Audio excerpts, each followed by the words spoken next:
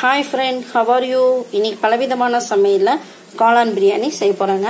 காளான் 200 கிராம் எடுத்து அலசி கட் பண்ணி வச்சிருக்கேங்க. வெங்காயம் 3 பெரிய வெங்காயம் எடுத்து கட் பண்ணி வச்சிருக்கேங்க. 2 பச்சை மிளகாய், புதினா கொத்தமல்லி தழை எடுத்து வச்சிருக்கேங்க. தாளிக்கிறதுக்கு என்னென்ன தேவை எடுத்து வச்சிருக்கேங்க. 4 தக்காளி வச்சிருக்கேன். இனிமேல் கட் பண்ணிக்கலாங்க. வெங்காயக்குள்ள கட் பண்ணிக்கலாம். இப்போ தாளிச்சுடலாங்க. அடுப்புல பாத்திரம் வச்சாச்சுங்க. நான் இன்னைக்கு குக்கர்ல செய்யறேங்க. இப்போ ஆயில் ஊற்றிக்கலாங்க. அதில்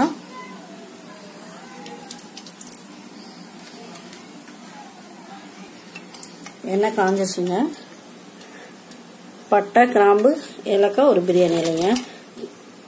கொஞ்சம் தாங்க சேர்க்குறேன். நான் இஞ்சி பூண்டு பேஸ்ட்டில் எல்லாமே சேர்த்து அரைச்சிருக்கேங்க. பட்டை, கிராம்பு, ஏலக்காய் எல்லாம் சேர்த்து அரைச்சிருக்கனால இதில் வந்து கம்மியாக தாங்க சேர்த்துக்கிறேன். 1/2 கிலோ அரிசிக்கு ஏற்ற மாதிரி சேர்த்துக்கிறேங்க. இதில் கட் பண்ணி வச்சிருக்கேன் 3 பெரிய வெங்காயம், 2 பச்சை மிளகாய் சேர்த்துக்கலாங்க.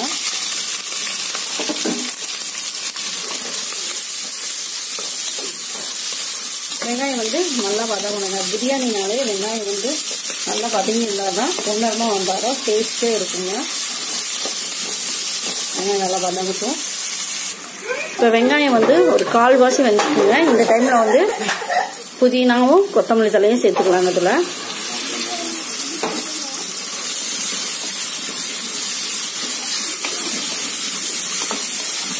வெங்காயம் நல்லா வதங்கட்டும். தக்காளி வந்து இந்த மாதிரி கட் பண்ணி எடுத்துட்டேங்க. நல்லா பொடி பொடியாக கட் பண்ணியாச்சுங்க. பாருங்க, வெங்காயம் வந்து நல்லா வதங்கிடுச்சுங்க. இப்போ வந்து மிளகாத்தூள் சேர்த்துக்கிறேங்க. மிளகாத்தூள் வந்து 1.5 ஸ்பூன் சேர்த்துக்கிறேங்க.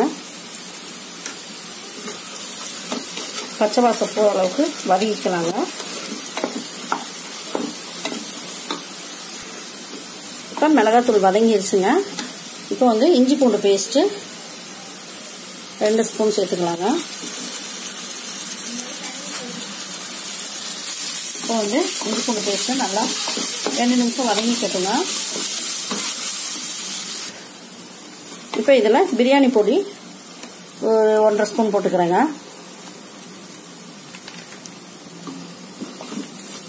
இப்போ இதையும் நல்லா மிக்ஸ் பண்ணி விட்டுக்கலாங்க. வெங்காயம் பாருங்க நல்லா வதங்கி இருக்குங்க. இப்போ தக்காளி சேர்த்துக்கலாங்க. 4 தக்காளி கட் பண்ணி வச்ச தக்காளி.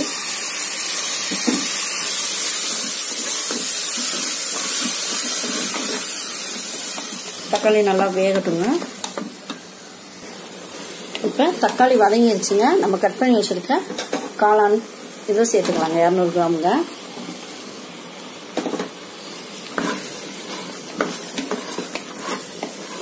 தேவையான அளவு உப்பு சேர்த்துக்கலாங்க.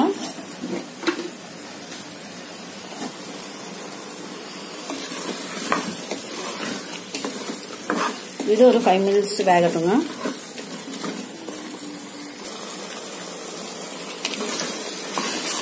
இப்போ இதில் வந்து கொஞ்சம் தயிர் விட்டுக்கலாங்க. நிறைய இல்லை, கொஞ்சங்க.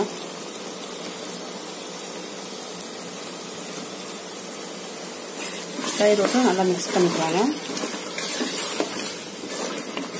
5 மினிட்ஸ் வச்சு அரிசி சேர்த்துக்கலாங்க. பாசுமதி அரிசி எடுத்து 1/2 மணி நேரம் ஊற வச்சு வச்சிருக்கிறேங்க. இப்போ அரிசி வந்து 1/2 மணி நேரம் ஊற வச்சு எடுத்து வச்சிருக்கேங்க. இப்போ அரிசி சாப்பாடு குக்கரில் சேர்த்துக்கலாங்க. மசாலா நல்லா வெந்துருச்சுங்க. அரிசி சேர்த்துக்கலாங்க.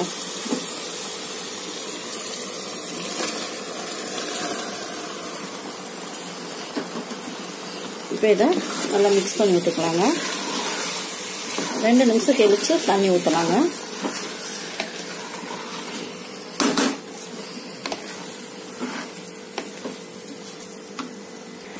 இப்போ இதை நல்லா கிளறியாச்சுங்க. இதில் வந்து தண்ணி சேர்த்துக்கலாங்க.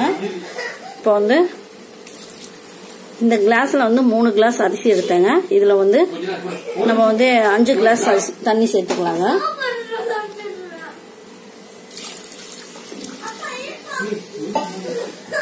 தண்ணி ஊற்றியாச்சுங்க. நல்லா மிக்ஸ் பண்ணிக்கலாம்.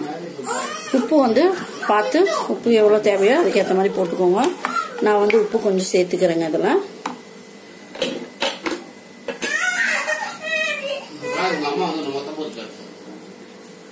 இப்போ உப்பு போட்டாச்சுங்க, நல்லா கலக்கிக்கலாங்க. கொதி வந்ததுக்கப்புறம் கொஞ்சம் தண்ணி வற்றி கொதிச்சு கொஞ்சம் வத்தினதுக்கப்புறம் மூடி போட்டு வைக்கணுங்க.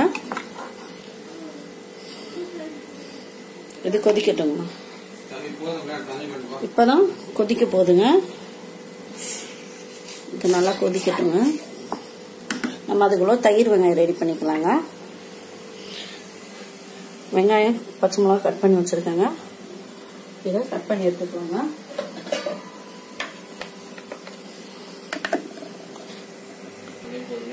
இப்போ வெங்காயம் பச்சை மிளகாய் கொத்தமல்லி தழை இது எல்லாத்தையும் கட் பண்ணி எடுத்தாச்சுங்க.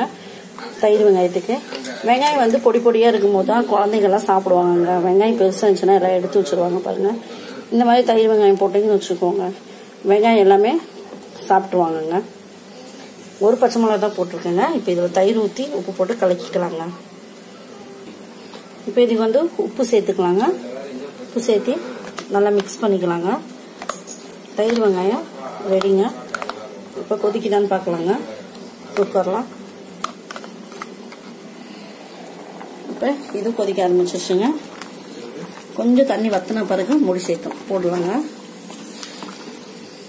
இல்லைன்னா வந்து சாப்பாடு வந்து குழஞ்சிரும். தண்ணி வத்தாவே நம்ம மூடி போட்டு வச்சோம்னு வச்சுக்கோங்க, சாப்பாடு குழஞ்சிரும்.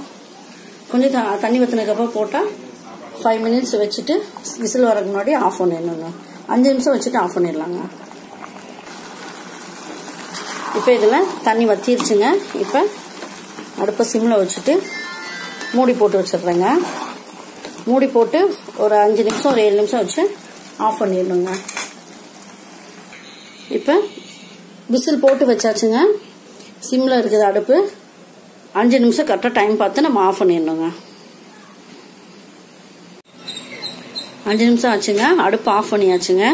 பண்ணி கேஸ் போனதுக்கப்புறம் குக்கர் ஓப்பன் பண்ணி பார்க்கலாங்க. 5 நிமிஷம் ஆகட்டுங்க. விசில் போயிடுச்சான்னு பார்க்கலாங்க.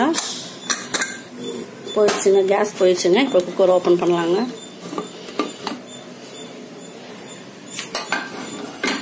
சாப்பாடு சூப்பராக வந்துருக்குதுங்க. குலையவே இல்லைங்க. இன்னைக்கு சாப்பாடு நல்லா தனித்தனியாக சூப்பராக வந்துருக்குதுங்க. காளான் பிரியாணி ரெடிங்க. இப்போ இதை பிளேட்டில் வச்சுட்டு உங்களுக்கு காட்டுறேங்க.